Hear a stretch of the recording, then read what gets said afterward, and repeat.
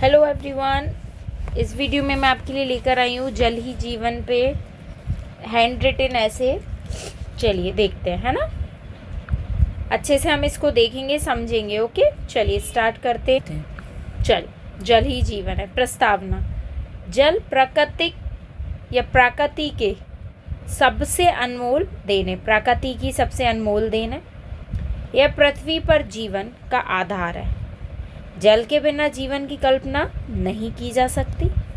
हमारे शरीर से लेकर वातावरण तक हर जगह जल ही उपस्थित है। कहा जाता है एक ह्यूमन जो बॉडी होती है उसमें सबसे ज़्यादा क्या होता है, वाटर ही होता है।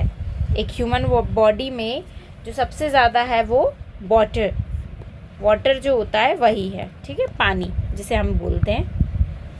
इसलिए कहा जाता है जल ही जीवन है। हमें जल का सम्मान करना चाहिए, इसका संरक्षण दैट इज उसको बचा के रखना चाहिए। ठीक है, तभी हम अपने आने वाली पीढ़ी को सुरक्षित कर सकेंगे।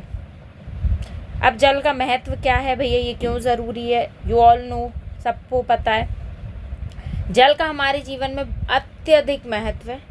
यह न केवल हमारे शरीर के लिए बल्कि पशु पक्षियों, पेड़ पौधों और पूरे पर्यावरण के लिए भी ज़रूरी है। जल से ही खेतों की सिंचाई होती है। खेतों की जो सिंचाई होगी वो किस चीज़ से होगी? जल से होगी। ठीक है, जल ही चाहिए उसके लिए, जिससे फसलें उगती है, हमें भोजन मिलता है। जल से बिजली बनती है, कारखाने चलते हैं, उद्योग धंधे फल फूलते हैं। जल के बिना पृथ्वी सूनी और निर्जीव हो जाएगी। इसलिए इसका महत्व बहुत ज़्यादा है। डेली लाइफ में भी हम कई सारी चीज़ों का यूज़ कर रहे हैं सिर्फ जल से। अब जल में या जीवन जो हमारा है वो किस में है? जल से ही है। तो जीवन में जल की क्या आवश्यकता है? हमारे जीवन में, हमारा जो रोज़ का दैनिक जीवन है उसमें जल की आवश्यकता हर कार्य में। अगर हम देखें, पीने के लिए, भोजन बनाने के लिए, नहाने के लिए, कपड़े धोने के लिए, सफाई करने के लिए, शौचालय के उपयोग के लिए हमें क्या चाहिए? जल। तो everywhere we are using water. हर जगह हम पानी का यूज़ कर रहे हैं। ठीक है बेटा, हमारे शरीर का अधिकतर भाग जल से बना है और यह हमें स्वस्थ रखने में क्या करता है? मदद करता है। पौधों को बढ़ने के लिए भी जल चाहिए, पशु पक्षियों को भी जल चाहिए, वरना वो जीवित नहीं रह सकते। इसलिए हर जीव के लिए जल बहुत ज़रूरी है। अब जल के स्रोत की हमें जल मिलता कहाँ से? द मीनिंग ऑफ स्रोत इज जहाँ से हमें वो मिलता है। प्रकृति में जल कई रूपों में मिलता है। जैसे अगर हम देखें जल के स्रोत, वर्षा, ऊपर से जो पानी आता है, नदी हो गई, तालाब हो गए, झीलें हो गई, कुएँ हो गए, बावड़ी हो गई, झरने हो गए, नलकूप हो गए, हैंडपंप हो गए या समुद्र, इससे हमें जल मिलता है। वर्षा का जल धरती पर गिरकर नदियों और तालाबों में एकत्रित यानी इकट्ठा हो जाता है। यही जल आगे चल के हमारी आवश्यकताओं को पूरा करता है। भूजल भी एक महत्वपूर्ण स्रोत है जो कुओं और नलकूपों के माध्यम से, यानी ज़मीन के अंदर जो कुएं वगैरह होते हैं, भूजल और उसके पानी, ये भी हमारे लिए बहुत ज़रूरी है।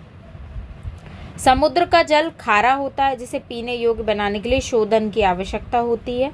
इन सभी स्रोत से हमें जल प्राप्त होता है, इसलिए इसका संरक्षण करना हमारा कर्तव्य है।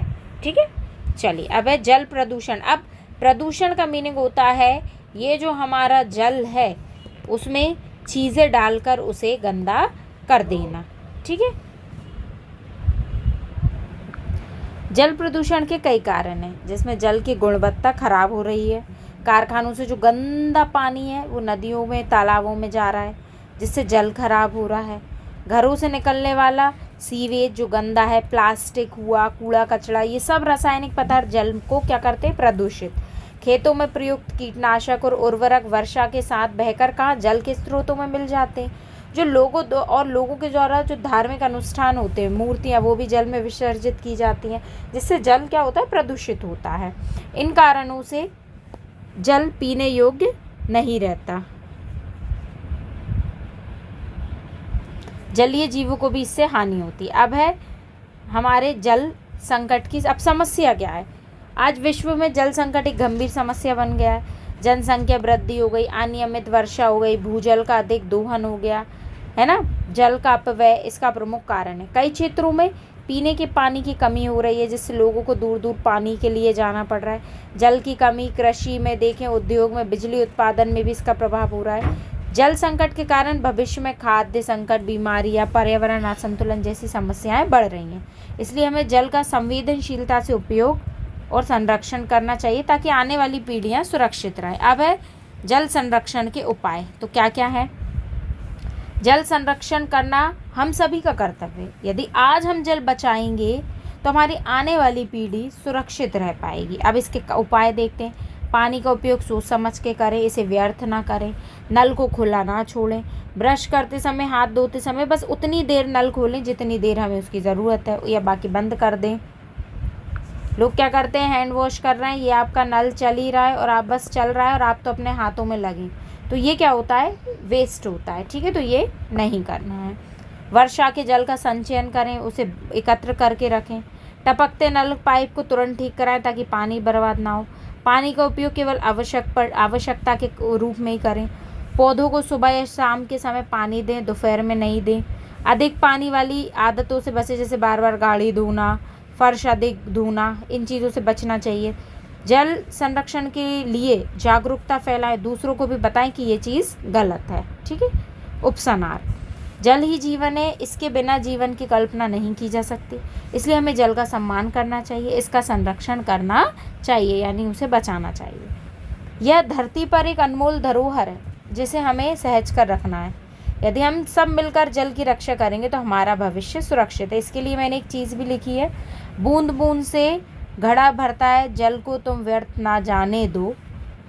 जल है तो कल है हमारा, इसे बचाओ जीवन मुस्कुराने दो। जल की रक्षा जीवन की रक्षा। ये पूरा हैंड रिटन लिखा हुआ है मेरा।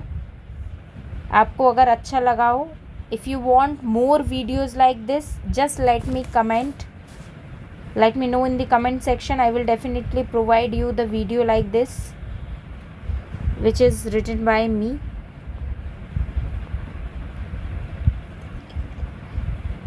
Thank you for watching.